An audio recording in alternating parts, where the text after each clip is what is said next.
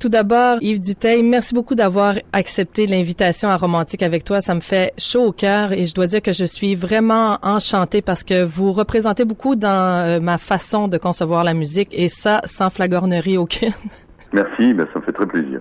En 1977, on va commencer avec votre début de carrière. Vous obtenez déjà un grand succès avec l'album La Tarentelle. Vous avez le prix de l'Académie Charles-Cros. 3 titres aussi importants ressortent du lot. Je pense à La Tarentelle, Le Petit Pont de Bois et aussi Prendre un enfant par la main. Peut-être que c'est moi à l'époque qui ai fait une fusion, mais j'avais l'impression déjà que vous aviez subi une certaine influence de Georges Brassens, pas en lien avec la guitare, mais surtout à la structure de l'écriture d'une chanson. Est-ce que je me trompe? Non, vous vous trompez pas. J'ai découvert Brassens quand j'ai commencé à écrire moi-même des chansons. Avant, j'avais pas fait trop attention. Et quand j'ai commencé à écrire des chansons et que j'ai entendu celles de Brassens, je me suis rendu compte à quel point elles étaient construites et travaillées. Et effectivement, il y a même dans mon deuxième album, sans que je m'en rende compte, une chanson qui s'appelle Les Batignolles, qui aurait pu être une chanson construite exactement comme une chanson de Brassens, avec le même genre d'accompagnement, très très inspiré par lui. Et depuis, j'ai un immense respect pour tout ce qu'il a écrit. C'est remarquablement écrit et c'est digne des plus grands poètes. Et aussi, très tôt dans votre aventure musicale, vous devenez votre propre producteur. Et dans la chanson « J'ai la guitare qui me démange », on peut entendre une sorte un peu d'autobiographie de vos débuts. En fait, quand vous dites dans la chanson « Si je taquine un peu la muse, c'est pas pour les droits d'auteur », en France, vous êtes un peu devenu un symbole de la préservation, de la protection de la langue. Est-ce que ça s'est fait malgré vous, tout ça? Oui et non. C'est-à-dire, je l'ai pas voulu comme ça. Ça s'est trouvé. Et les chansons que j'ai écrites ont correspondu à ça parce que c'était dans ma nature. C'est vrai que ma mère déjà adorait les mots croisés. Elle était très très férue de culture. Elle faisait plein de concours, de choses où je la regardais avec beaucoup d'admiration. Et elle m'a transmis cet amour des mots. Et en me mettant à écrire, vous avez raison. Les chansons sont très autobiographiques. Même une chanson comme J'ai la guitare qui me démange, qui pourrait apparaître légère, elle dit pratiquement que des choses vraies. Quand je dis j'aurais pu, c'est héréditaire, être officier d'état-major, archevêque ou vétérinaire, clerc de notaire ou chercheur d'or. Clerc de notaire, j'ai failli l'être. Mon père, lui, était dans l'état-major à l'armée. Enfin, tout ça est tissé de vérité. Et l'ensemble des chansons raconte des histoires, c'est vrai, mais avec toujours en paysage cet amour des mots et surtout du mot juste. Alors très vite, effectivement, j'ai eu cette étiquette un peu, cette image de défenseur de la langue française, mais avec la langue de chez nous, évidemment, ça s'est amplifié énormément.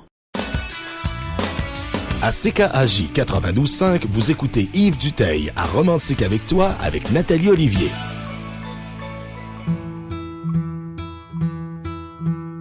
Vous avez appris la danse, vous avez appris les pas. Redonnez-moi la cadence, danse et venez danser avec moi. Ne me laissez pas la danse, pas la danser comme ça. Venez m'apprendre la danse et la danser avec moi. Vous savez la tarentelle, telle qu'on la dansait autrefois. Moi je vous montrerai celle que demain l'on dansera. Si vous donnez la cadence, moi je vous donne le la. Je vous l'apprendrai la danse dans ce joli petit bois. Et si vous aimez ma danse, et si vous aimez mon pas, on pourra danser, je pense, aussi longtemps qu'on voudra. Mais ne me laissez pas la danse, pas la danse cet état-là. Ne pensez-vous que la danse dans ce joli petit bois.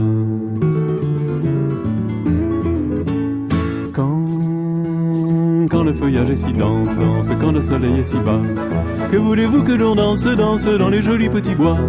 Quand votre robe s'élance, moi j'ai le cœur en éclat. Si vous perdez la cadence, serrez-vous bien dans mes bras. Et s'il arrive que même tout doucement dans le bois, j'aille vous dire je t'aime, et si le bonheur était là, pour nous donner la cadence, pour nous donner le là, et pour que tout recommence, à tout petit pas. Vous avez appris la danse, vous avez appris le pas. Pour qu'on vous aime et je pense que je vous aime déjà.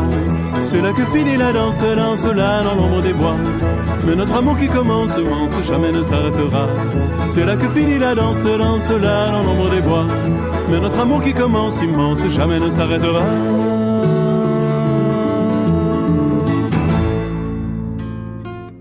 J'ai la guitare qui me démange, alors je gratte un petit peu. Ça me soulage et ça s'arrange, mais ça fait pas très sérieux. Pardonnez-moi, c'est très étrange, ça me prend là où ça veut. C'est la guitare qui me démange, alors je gratte un petit peu. J'aurais pu, c'est héréditaire, être officier d'état-major, archevêque ou vétérinaire, clerc de notaire ou chercheur d'or. Le hasard et la génétique en ont voulu tout autrement. J'ai mis les doigts dans la musique, et c'est ainsi qu'à présent j'ai la guitare qui me démange, alors je gratte un petit peu. Ça me soulage et ça s'arrange, mais ça fait pas très sérieux. Dans l'industrie, l'électronique, le commerce et les assurances, j'avais des dons pour la pratique, oui mais côté référence. J'ai la guitare qui me démange, alors je gratte un petit peu. Ça fait du bien dans les phalanges, mais ça fait pas très sérieux. Y a rien à faire pour que ça change, faut se faire une raison. J'ai la guitare qui me démange, alors j'écris des chansons. J'ai appris à lire, à écrire, et je compte sur mes 10 doigts pour composer de doux délires, à partir de n'importe quoi. Ne croyez pas que je m'amuse, que je cours après les honneurs. Si je taquine un peu la muse, c'est pas pour les droits d'auteur. C'est la guitare qui me démange, alors je gratte un petit peu. Ça me soulage et ça s'arrange, mais au bout d'une heure ou deux, quand je me prends pour un artiste, ça donne un résultat miteux. Ça me rend profondément triste, et quand je suis malheureux, la guitare qui me démange, alors je gratte un petit peu. Ça me soulage et ça s'arrange, mais c'est un cercle vicieux. Y a rien à faire pour que ça change, faut se faire à cette idée. J'ai la guitare qui me démange, alors j'essaie de chanter. J'ai consulté un spécialiste pour me guérir, mais sans succès. Il m'a dit, si le mal persiste, essayez de prendre un cachet. Avant même que je le comprenne, j'étais déjà devenu chanteur. Et c'est pour ça que sur la scène, entre les deux projecteurs, j'ai la guitare qui me démange, alors je gratte un petit peu. Ça me soulage et ça s'arrange, et si c'est pas très sérieux, c'est la plus belle leçon de musique que j'ai reçue depuis toujours. C'est la meilleure thérapeutique quand j'ai des chagrins d'amour. J'ai la guitare qui me démange, alors je gratte un petit peu. Ça me soulage et ça s'arrange, et quand je serai très vieux, à ma mort je veux qu'on m'installe avec ma guitare à la main. Si vous voyez ma pierre tombale qui gigote à la Toussaint, c'est la guitare qui me démange, alors je gratte un petit peu. Dans les nuages avec les anges et tout là-haut dans les cieux. Pardonnez-moi si ça dérange, ça me prend là où ça veut. C'est la guitare qui me démange, alors je gratte un petit peu. Y a rien à faire pour que ça change, ici dans un jour ou deux. Y a la guitare qui vous démange, alors c'était contagieux. À CKAJ 92.5, vous écoutez Yves Dutheil à Romantique avec toi avec Nathalie Olivier. Est-il vrai que vous ayez tenté de faire valoir les quotas francophones à la radio, un peu sur le modèle du CRTC ici? On a tenté et on a réussi. J'ai passé des nuits à l'Assemblée nationale et au Sénat pour convaincre les parlementaires de nous aider là-dessus. Et ils l'ont fait. Et effectivement, on a pu avoir en France 40% de chansons francophones à la radio parce qu'on s'est battu pour l'avoir. Oui, c'est vrai. Je pense à l'écriture encore pour faire le tour très, très rapidement de la langue. Il y a 2 chansons, peut-être davantage, mais dans celles que je connais, qui ont des allitérations en L. Je pense à Lucille et les libellules et un lilas pour Eulalie. Est-ce que ça vous vient naturellement ou c'est vraiment un travail ardu d'écriture? Ça vient à un moment où on est inspiré. Vous savez, l'inspiration, ça a quelque chose d'alchimique, de magique, de mystérieux. Il y a un moment où tout d'un coup on se sent dans une veine, exactement comme si on trouvait la veine d'un minerai dans la terre. On tombe sur la veine et on tire le fil d'une certaine manière et on arrive à aller au bout de ces allitérations. C'est comme quand on essaie de jouer sur les mots dans la conversation. Et il y a pas mal de chansons qui me sont venues comme ça, comme Avoir et être, Apprendre, et plus récemment encore, alors là par contre c'est vraiment une chanson de réflexion, c'est sur le dernier album Flagrant délice, Ma grammaire de l'impossible. Oui. Une chanson dont je suis très fier parce qu'elle est vraiment tissée à la fois de jeux de mots, mais comme m'a dit un jour Raymond DeVos, qui était un artiste extraordinaire du rire, mais aussi de la langue française, il faut aussi qu'il y ait un contenu dans les images. On ne joue pas que sur les mots. Quand j'ai écrit Un lilas pour Eulalie, c'était vraiment juste pour le jeu des allitérations et des sonorités des mots. Mais après, j'ai eu à cœur de mettre du contenu dans ces jeux de mots pour que l'image, la formule ne soit pas vide, mais qu'elle veuille aussi dire quelque chose. À CKAJ 92.5, vous écoutez Yves Duteil à Romantique avec toi avec Nathalie Olivier.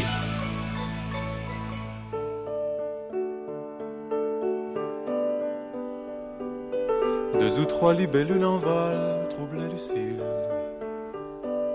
sur le chemin de son école en pleine ville. Ces libellules en ville sont folles, se dit Lucille, qui les attrape avec un fil et puis s'envole. Deux ou trois libellules en vol portaient Lucille. Deux ou trois hirondelles en file suivaient leur vol. Elles sont arrivées sur une île si loin de son école que les lumières de la ville sont des lucioles. Les libellules disaient: Lucille, à notre école, vois c'est facile, tu bats des cils et tu t'envoles. Comme elle prononçait ces paroles, au même instant Lucille entendit au loin dans la ville sonner l'école.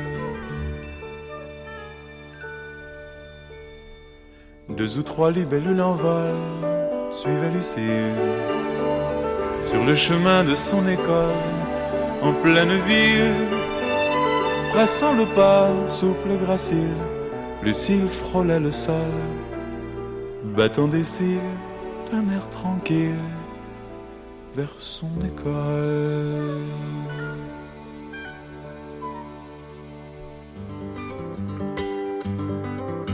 Suis allé courir à l'îlot, cueillir un lilas. Suis allé courir à l'îlot, cueillir un lilas. Un lilas pour Eulalie pour un lilas. Suis allé courir à l'îlot, cueillir un lilas, et le m'aimera. Suis allé courir à l'îlot, cueillir un lilas, et le m'aimera. En chemin j'ai croisé Lily qui voit le lilas. En chemin j'ai croisé Lily qui voit le lilas. Le lilas pour Eulalie pour un lilas. Et Lily qui n'a personne, moi le lilas je lui donne. En chemin j'ai croisé Lily qui prend le lilas et qui m'aimera. En chemin j'ai croisé Lily qui prend le lilas et qui m'aimera. Mais déjà Lily m'abandonne, Lily s'en va. Près de moi je n'ai plus personne et plus de lilas. De lilas pour Eulalie pour un lilas. Et Lily qui n'a personne, moi le lilas je lui donne.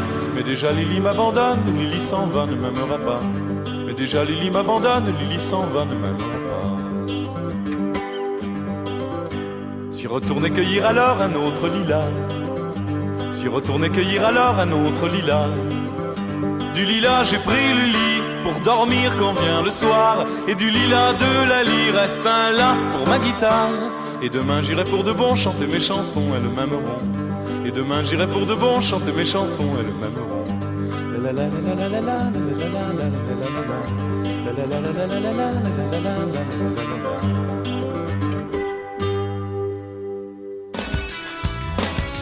Vous écoutez Nathalie Olivier en entrevue avec Yves Duteil à CKAJ 92.5. J'aimerais parler d'un peu de révolte. Parce que je vous sens parfois comme un révolté, mais qui a choisi le camp de la douceur pour le faire. C'est comme si vous étiez toujours resté relativement zen devant l'injustice et le mensonge. Est-ce que c'est parce que vous avez toujours vraiment la foi en la bonté de l'homme? J'irai pas jusqu'à dire ça, parce que je pense qu'aujourd'hui on peut constater que l'homme n'est pas que naturellement bon. Et donc je crois pas naïvement à la bonté de l'homme, point final. Je pense que il y a un combat aujourd'hui entre grossièrement le bien et le mal, où on peut avoir le sentiment que écrire une chanson peut contribuer à essayer de propager l'image positive qu'on veut donner du monde.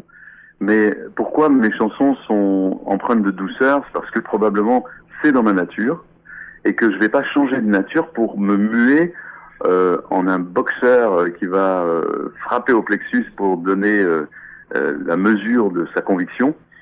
Je pense que je m'adresse à des gens qui m'écoutent. Je m'adresse pas à des gens qui m'écoutent pas. Donc j'ai personne à frapper au plexus. Les gens, ils sont ouverts à mes chansons. Donc ils sont déjà probablement à moitié convaincus de ce que je vais leur dire. J'ai juste besoin de les rassembler. imaginez si mon combat pour la langue française, au lieu d'écrire la langue de chez nous, j'ai écrit quelque chose comme ces salopards d'anglophones qui nous piquent la culture, on va leur rentrer dedans et vous allez voir ce que vous allez voir. Ben, vous feriez du heavy metal ou du punk? Ben, j'allais dans le mur, quoi. J'allais à l'échec parce que ça n'aurait rien donné, ça n'aurait rien convaincu personne. Par contre, mon souhait à ce moment-là, c'était de mettre en valeur la langue française, de la faire étinceler, de montrer à quel point c'est une richesse, un patrimoine, un trésor. Et là, tout d'un coup, ceux qui en sont convaincus vont se rassembler autour de cette chanson, comme sur un lieu virtuel qui permet de combattre ensemble dans la même cause. Les chansons ont toujours accompagné les causes à défendre, mais elles ne sont pas toutes aussi sanglantes et violentes que n'est la Marseillaise, notre hymne national français, qui veut faire couler le sang de ses ennemis dans les sillons de ses chants. Et je crois que la douceur est pour moi une chose militante. J'ai envie, plus je vois de violence dans le monde, plus j'ai envie de semer de douceur, parce que je crois que c'est de ça qu'on a besoin pour nourrir cette force intime qui nous donne l'énergie pour lutter contre tout ce qu'on voudrait changer dans le monde. Donc, quand on vous dit engagé, c'est une étiquette que vous acceptez, d'après ce que je peux comprendre, assez facilement. Oui, je la revendique complètement, parce que je suis engagé sur, pas forcément sur des thèmes aussi évidents que ceux de l'actualité immédiate. L'actualité me touche et je suis aussi, comme tout le monde, traversé par l'émotion de tout ce que le monde traverse en ce moment, de violence, d'injustice, de cruauté. Mais moi, mon remède à moi, c'est d'être un artiste. Et c'est donc de pointer la beauté du monde, de mettre en valeur le côté fragile de l'humanité, mais fragile dans le sens où du cristal, c'est fragile, mais personne ne reprocherait au cristal d'être fragile. C'est un de ses atouts. Et bien pour l'humanité, c'est la même chose. Cette fragilité, elle reflète notre sensibilité, de la nuance qui est la vérité du monde, parce qu'on cherche toujours à schématiser, à nous montrer une vérité simpliste. Et je crois que le monde est beaucoup plus compliqué que ça, et beaucoup plus nuancé. Et surtout, notre fragilité, ça peut être le reflet de notre richesse et de notre côté précieux. Vous écoutez Nathalie Olivier en entrevue avec Yves Dutheil à CKAJ 92.5.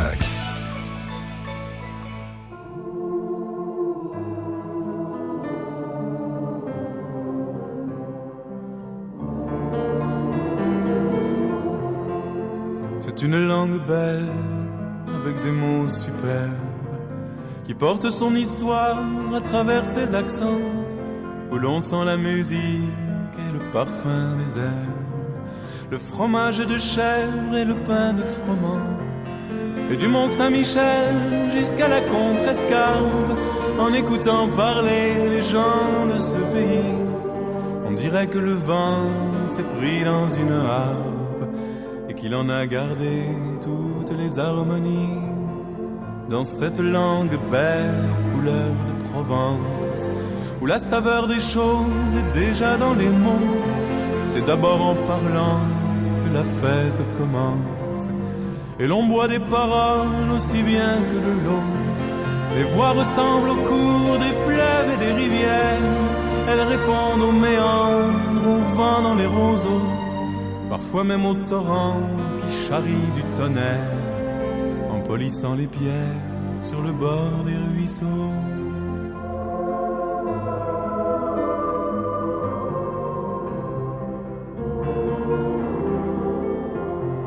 C'est une langue belle à l'autre bout du monde, une bulle de France au nord d'un continent, sertie dans un étau, mais pourtant si féconde.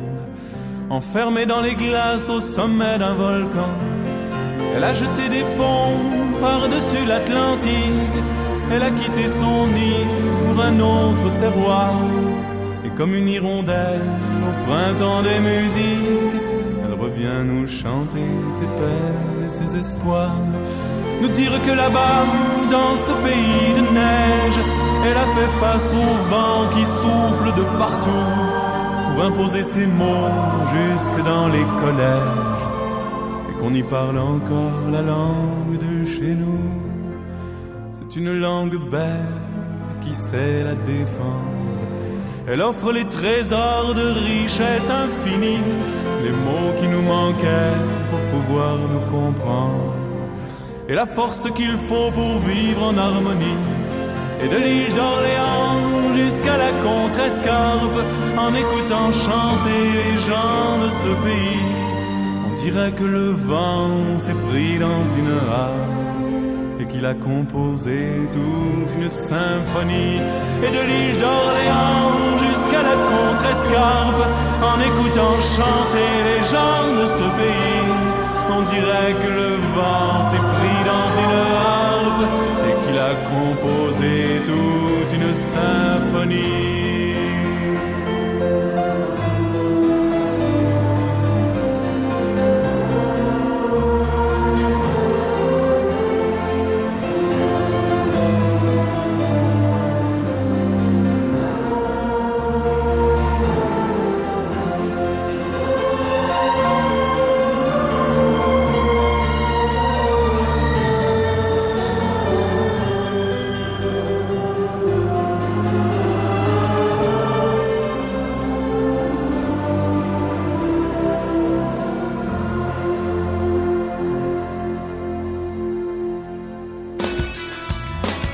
À CKAJ 92.5, vous écoutez Yves Dutheil à Romantique avec toi avec Nathalie Olivier.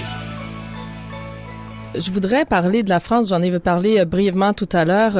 Tout le monde qui connaît, surtout en France, et a étudié l'histoire, connaît l'affaire Dreyfus. Ici, ça peut dépendre des études qu'on a faites, mais dans une chanson, vous rendez hommage à votre grand-oncle. Vous dites aussi « corps à genoux, âme debout ». Est-ce que vous diriez que ce souvenir d'où l'on vient est essentiel à la poursuite des rêves de l'avenir? Oui, je pense. J'ai vécu très longtemps dans l'ombre de Dreyfus parce qu'on n'en parlait pas beaucoup chez nous. Pour faire très court, je ne sais pas si les Québécois connaissent aussi bien l'histoire de Dreyfus, mais il a été injustement accusé d'un crime de haute trahison qu'il n'avait jamais commis. La machinerie de l'État s'est mise en route pour prouver qu'il était coupable alors qu'il était innocent, mais ça a duré très longtemps. Il a été au bagne, il a été à l'isolement et il a été victime d'une machination d'État énorme. Et donc j'ai essayé de lui rendre justice en écrivant une chanson qui puisse donner l'image de son innocence et perpétuer la mémoire de son innocence à travers l'histoire. Effectivement, cette histoire, on n'en parlait pas beaucoup, mais vous avez raison, je crois que on ne peut pas vivre sereinement son présent et envisager l'avenir sans avoir assumé son passé. Et moi, mon passé, c'est d'être le petit-neveu d'Alfred Dreyfus, et c'est de revendiquer cet héritage comme une fierté et non pas comme une souffrance. Toute la famille a été très bouleversée par cette affaire, et c'est pour ça que chez moi, on n'en parlait pas. C'était trop douloureux. Mais je crois que j'ai eu besoin à un moment donné, à la fois d'en parler, mais en même temps de défendre la mémoire de Dreyfus, parce que lui m'a transmis, sans le savoir, cette soif de justice, cette soif de vérité et de liberté, de réflexion. Et ça a été quand même en France et en Europe la base de la démocratie et des intellectuels qui ont commencé à défendre contre l'État, parfois, la vérité. Donc c'est un énorme combat, quoi. Dans Ma grammaire de l'impossible, vous dites qu'on accorde le droit d'asile à tous les verbes irréguliers, à tous les noms dont l'origine s'est perdue dans la nuit des temps et dont les branches ont pris racine dans la terre de leurs enfants. Ça ressemble beaucoup à l'histoire des Juifs en France aussi. Ça ressemble à l'histoire de tous les peuples qui ont été bafoués, qui ont été combattus pour eux-mêmes, simplement pour pas appartenir à la bonne ethnie. Alors, je dis aussi dans cette chanson, dans Ma grammaire de l'impossible, j'ai choisi d'écrire le meilleur, mais sans rien occulter du pire, ni les larmes, ni la douleur. Vous écoutez Nathalie Olivier en entrevue avec Yves Dutheil à CKAJ 92.5.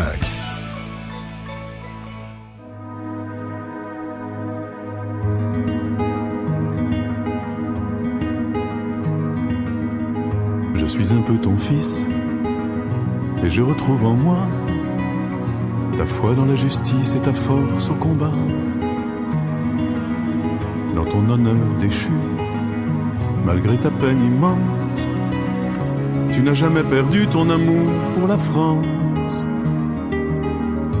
Et s'il ne reste qu'un murmure pour te défendre, par-delà tous les murs, il faut l'entendre.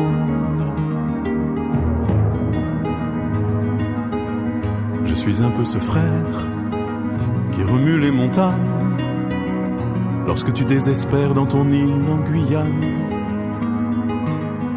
Et je souffre avec toi des fers que l'on t'a mis pour écraser ton âme et pour briser ta vie. Mais pourquoi fallait-il, pour t'envoyer au diable, te prendre dans les fils de ce piège effroyable? J'ai vu souvent mon père s'assombrir tout à coup quand j'évoquais l'affaire, comme on disait chez nous. Et j'ai vécu longtemps sans rompre ce silence, comme un secret pesant parfois sur la conscience. J'imaginais comment des hommes étaient capables d'arrêter l'innocent pour en faire un coupable.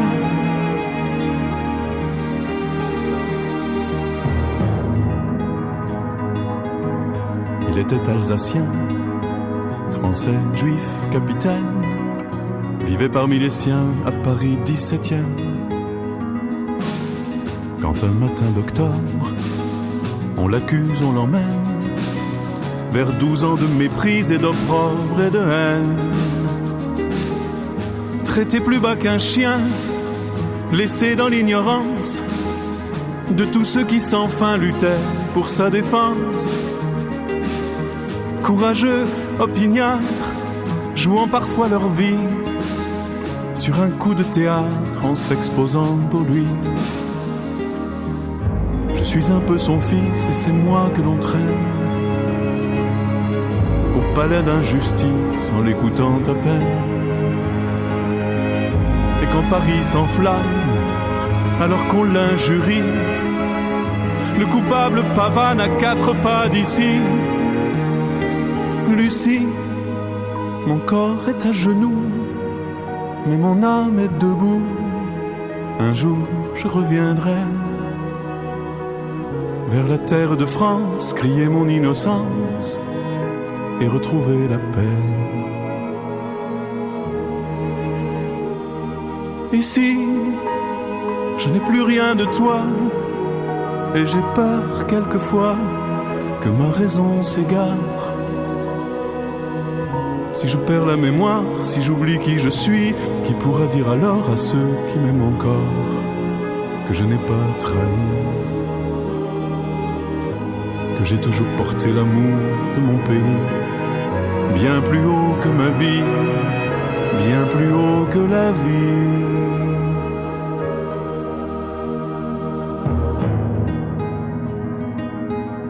C'était il y a 100 ans, Dreyfus est mort depuis, mais je porte en chantant tout l'espoir de sa vie. Pour la mémoire des jours, puisqu'en son paradis, on sait depuis toujours qu'il n'a jamais trahi. Il n'a jamais trahi son cœur ni son pays.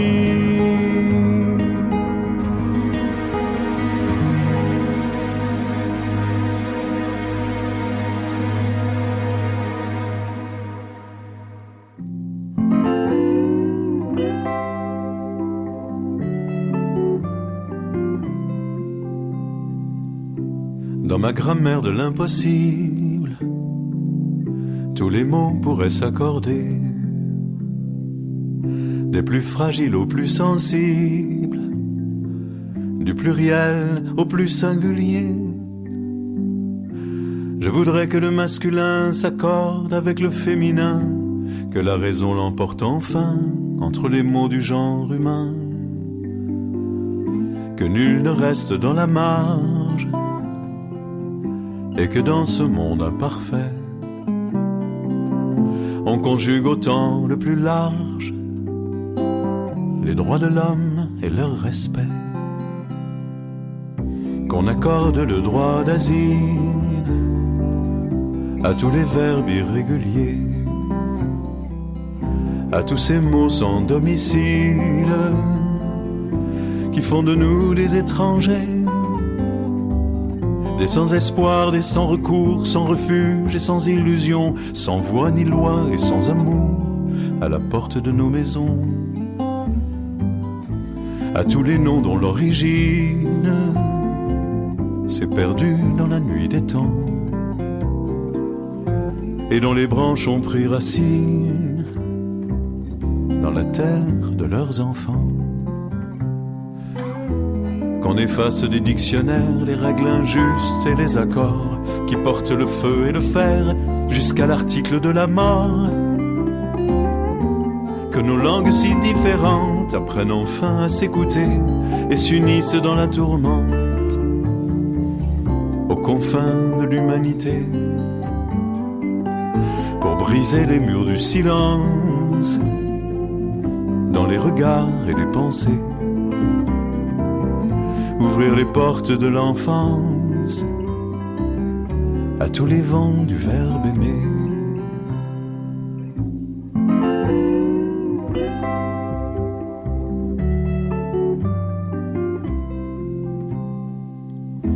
Dans ma grammaire de l'impossible, où les mots seraient mesurés, les mensonges seraient passibles de la peine qu'ils ont causée, et les sentences inacceptables seraient frappées de nullité, marquées d'un sceau ineffaçable et bannies pour l'éternité. Fini les écarts de langage, les détournements de pensée, les mots trompeurs qui font barrage au chemin de la vérité. Pour ma grammaire de l'impossible, j'ai choisi d'écrire le meilleur, mais sans rien occulter du pire, ni les larmes, ni la douleur. Et je rêve à la couverture du grand livre de l'avenir, au chapitre de l'aventure qu'il nous reste encore à écrire, avec des mots qui nous inspirent bien au-delà des dictionnaires, pour commencer à nous construire dans la langue de l'univers.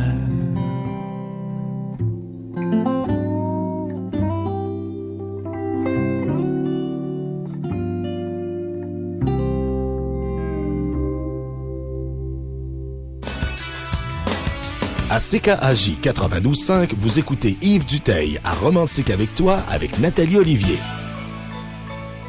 Faire une chanson après Nuit et brouillard de Jean Ferrat, c'était tout un défi. Je parle de la chanson des Justes, où là, vous avez choisi violoncelle et piano, alors qu'on sait que vous jouez du piano, mais on vous connaît davantage peut-être à la guitare. Comment est-ce qu'on aborde l'écriture d'une telle chanson? Ah bah vous avez tout à fait raison de citer celle-là, parce que c'est un des textes sur lesquels j'ai le plus travaillé dans ma vie. J'ai travaillé le texte de cette chanson pendant 1 mois complet, tous les jours, pour être sûr que le mot lui aussi serait juste, pour parler des justes, ces gens héroïques qui pendant la guerre de 40 en France ont sauvé la vie de juifs qui étaient poursuivis par les Allemands dans des rafles, en leur ouvrant la porte de leur appartement et en les cachant pendant la rafle des Allemands.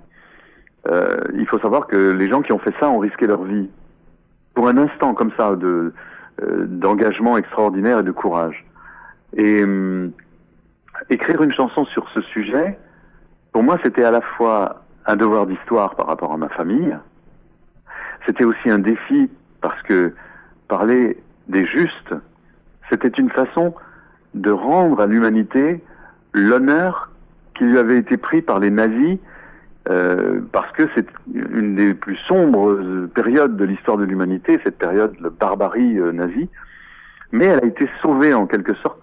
Son honneur a été sauvé par ces justes qui ont eu le courage de s'y opposer avec simplement en se mettant eux-mêmes en rempart de ce nazisme incroyablement cruel. Et donc parler de ça, c'était pas facile. Et donc je m'y suis attaqué. Effectivement, on trouve le mot brouillard d'ailleurs. Oui, dans les yeux.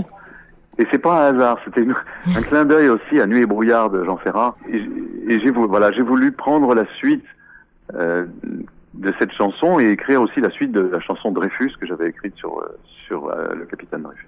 Et dans cette chanson-là, vous dites aussi, celui qui sauve une étoile éclaire l'univers tout entier. Vous venez d'en parler, mais il y a une façon chez vous de voir une chose et son contraire. Parce que généralement, quand on voit une étoile jaune, c'est l'étoile des Juifs, mais de la voir aussi comme quelque chose qui illumine, qui apporte l'espoir, c'est quelque chose qu'on voit aussi souvent dans vos chansons. Est-ce que c'est dans votre esprit d'analyse de voir l'opposé souvent?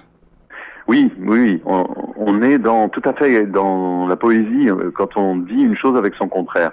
Quand on parle de l'étoile jaune que les Juifs étaient obligés de se coudre sur la veste pour qu'on les reconnaisse et qu'on puisse éventuellement savoir que c'était une personne qui n'avait aucune importance et qu'on pouvait tuer sur place en toute impunité. Considérer cette étoile comme quelque chose qui brille dans le ciel est évidemment une évocation du pire en disant la plus belle image. Et quand je dis dans ce voyage infernal où tant d'âmes ont sombré, celui qui sauve une étoile éclaire l'univers tout entier, c'est une façon de rendre à ces étoiles-là toute leur valeur humaine. Chaque homme, évidemment, est une étoile précieuse pour le ciel de l'humanité. Vous écoutez Nathalie Olivier en entrevue avec Yves Dutheil à CKAJ 92.5.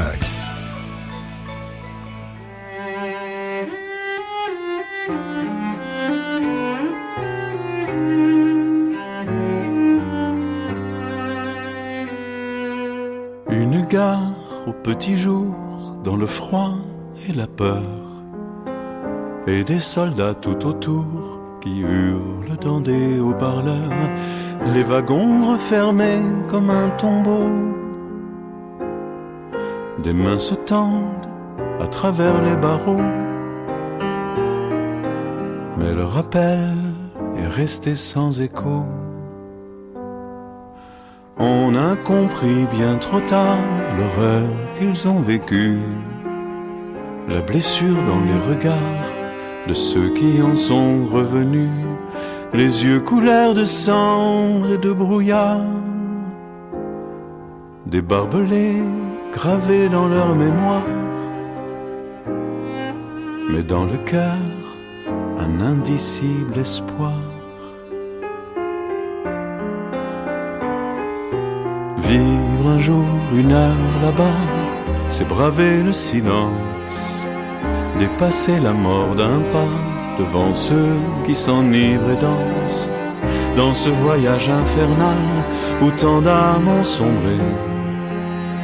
Celui qui sauve une étoile éclaire l'univers tout entier, des lueurs que les justes ont allumées. La porte entrebâillée dans l'escalier, sur le dernier refuge inespéré.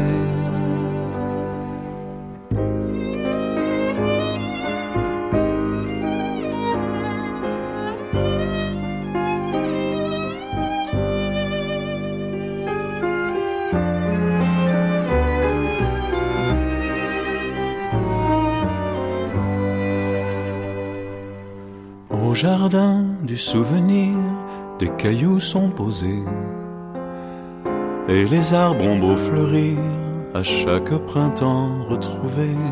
Peut-on un jour apprendre à pardonner le désespoir, les larmes et les années que jamais rien ne pourra effacer, que jamais rien ne pourra effacer.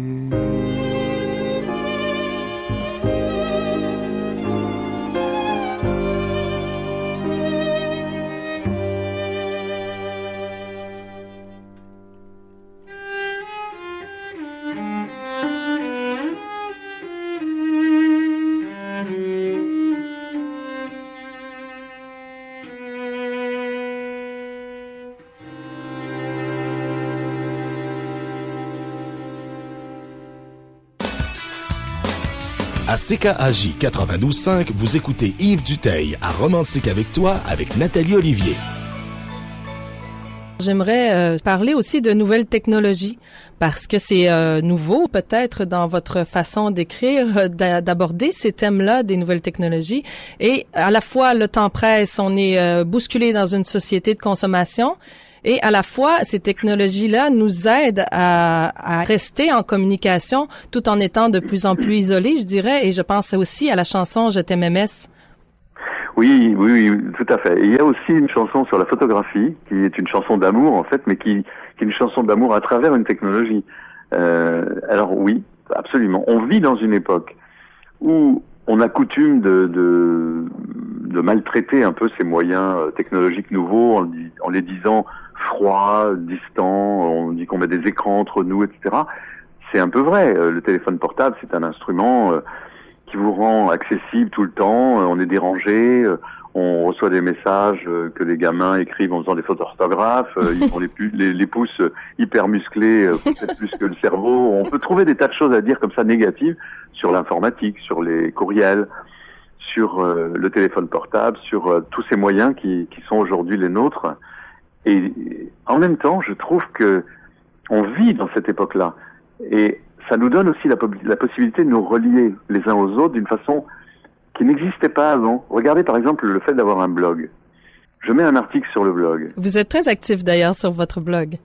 Ah mais oui, parce que tout d'un coup, tous les gens qui veulent se relier à ce blog peuvent avoir le message en instantané, mais ils peuvent aussi répondre. Et moi, les réponses, je les vois passer. Et donc, il y a des commentaires que tout le monde peut lire. Il y a un échange, un véritable échange qui est beaucoup plus riche que ce qu'on peut imaginer dans ce type de partage.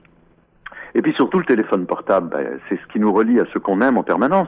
Vous envoyez un message, votre chéri, il est à l'autre bout de la Terre, sous un autre hémisphère, sous d'autres latitudes. Vous allez lui envoyer un petit SMS, il va le recevoir dans la seconde qui suit, lui et lui seul, sur la Terre.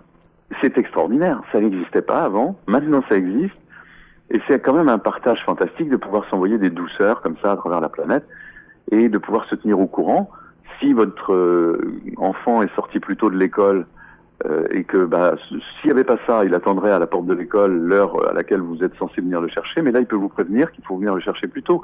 Tout ça, c'est des choses, c'est pas à ça qu'on pense quand on pense au téléphone portable et aux nouvelles technologies. Moi, je trouve qu'il y a beaucoup de poésie là-dedans. Vous écoutez Nathalie Olivier en entrevue avec Yves Dutheil à CKAJ 92.5.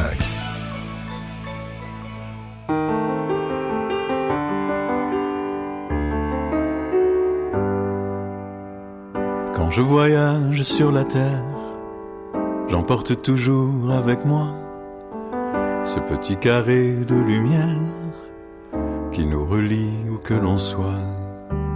Et nos voix font le tour du monde en numéros privilégiés. On s'appelle à chaque seconde pour se dire comme on s'est manqué. On s'écrit encore le soir même un petit texto à minuit. Tu sais, je t'ai apostrophe M à la ligne C pour la vie. Ces mots tout simples en apparence que l'on s'envoie par la pensée. C'est un écho sur le silence de l'amour en illimité. Je t'aime, MS, tu m'infrarouge. On se mêle en copie cachée. Tu me tweets et je te bluetouche en appuyant sur envoyer. Tous ces baisers que l'on s'adresse du bout des doigts sur le clavier. C'est du concentré de tendresse, de la douceur en abrégé. Comment font tous ces caractères emportés par les alizés pour trouver leur destinataire en Wi-Fi dans le monde entier. Dans la foule qui nous entoure, en solitude entremêlée, des dizaines de mots d'amour tourbillonnent à nos côtés. SMS glissés sur le pouce et courriel au bout de la nuit. les secrets qu'on s'envoie en douce, c'est du bonheur en raccourci. Je t'aime, est-ce humain infrarouge, on se mêle en copie cachée. Tu me tweets et je te bluetouche, en appuyant sur envoyer. Tous ces baisers que l'on s'adresse, du bout des doigts sur le clavier, c'est du concentré de tendresse, de la douceur en abrégé. C'est l'autre moitié de nous-mêmes et notre domaine interdit. Tu dis je t'ai apostrophe M et je sais que l'on est en vie.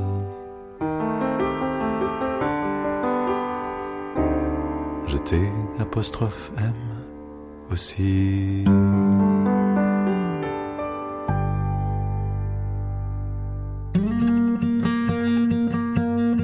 Le temps passe, le temps presse, on fait tout à toute vitesse, sans penser, sans réfléchir, pour faire, pour agir, on s'emballe, on s'agite, au plus simple et au plus vite, pour parer au plus pressé, au mépris des vrais dangers, au bazar de l'éphémère, on vend tout et son contraire, vite fait, mal fait, la rançon de l'à peu près, jusqu'au jour de la facture, au réveil de l'imposture, on comprend mais un peu tard qu'on sait bien laisser avoir. On s'entasse, on se presse sur les routes à grande vitesse où on rêve en haut débit, aux mêmes envies.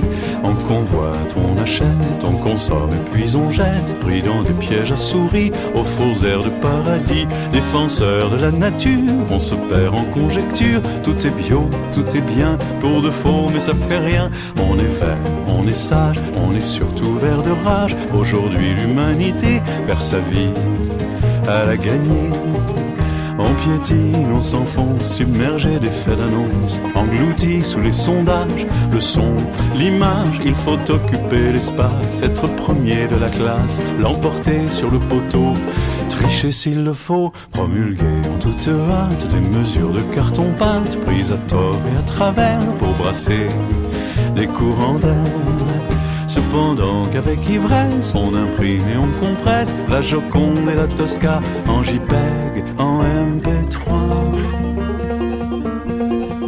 On est tous sur la toile, à cliquer vers les étoiles. Sur Vénus et pour Citer, faut changer à Jupiter. Le temps passe, le temps presse de réduire notre vitesse. Au hasard des radars, regagnons nos points d'espoir. Alto stress à la fin, on n'a plus le temps de rien. Soyons bien, soyons fous, regardons autour de nous. Alto stress à la fin, on n'a plus le temps de rien. Soyons bien, soyons fous, et prenons le temps de tout.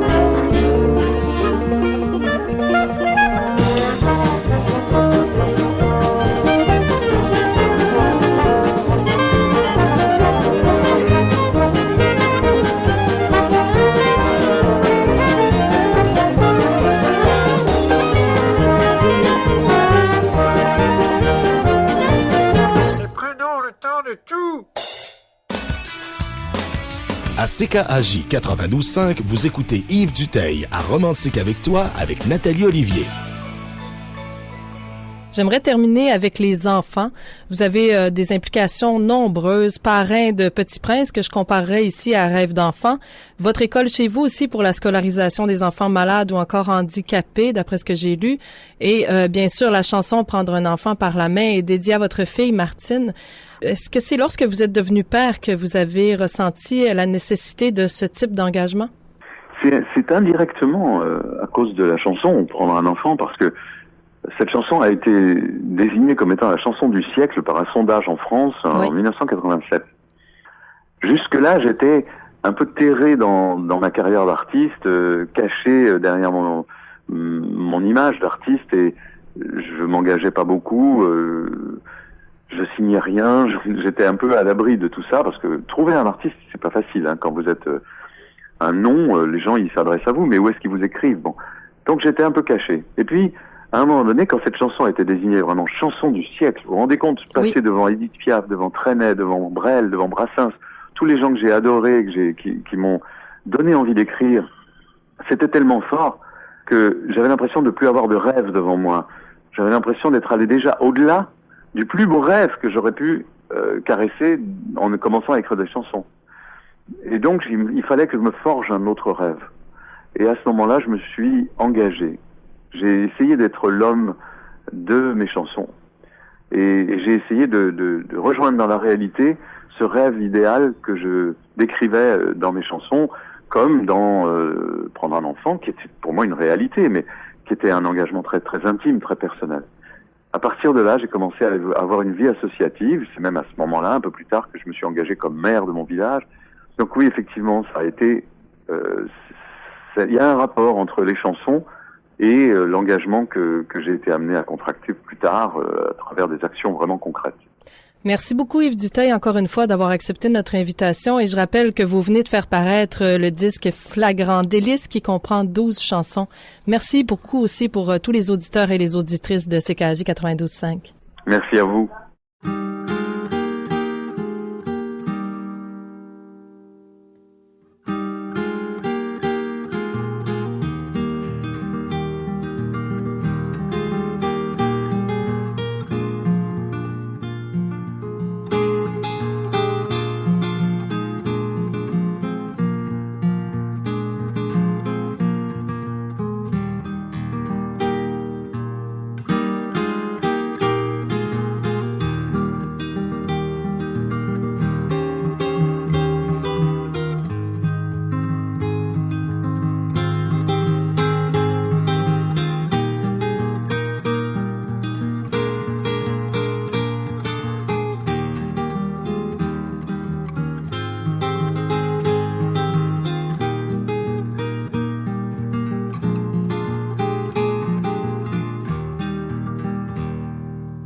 Prendre un enfant par la main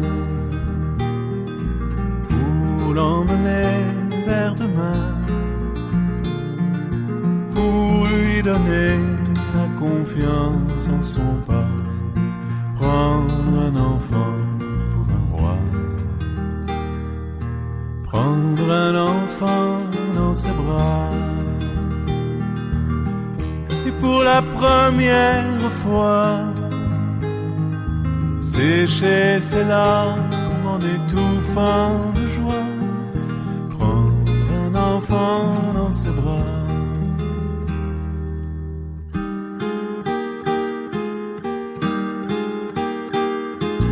Prendre un enfant par le cœur pour soulager ses malheurs, tout doucement, sans parler, sans pudeur, prendre un enfant sur son cœur, prendre un enfant dans ses bras, mais pour la première fois, verser des larmes en étouffant sa joie, prendre un enfant contre soi.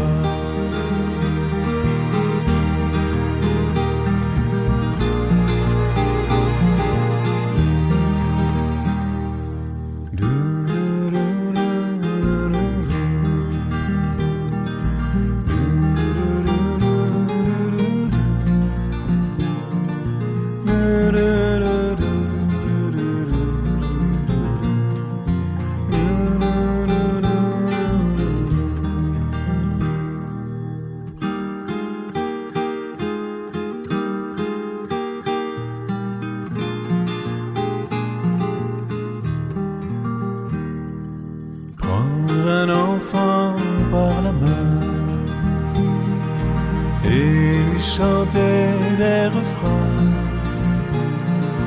pour qu'il s'endorme à la tombée du jour. Prendre un enfant par l'amour, prendre un enfant comme comme il vient et consoler ses chagrins, vivre sa vie des années, puis soudain prendre un enfant par la main, en regardant tout au bout du chemin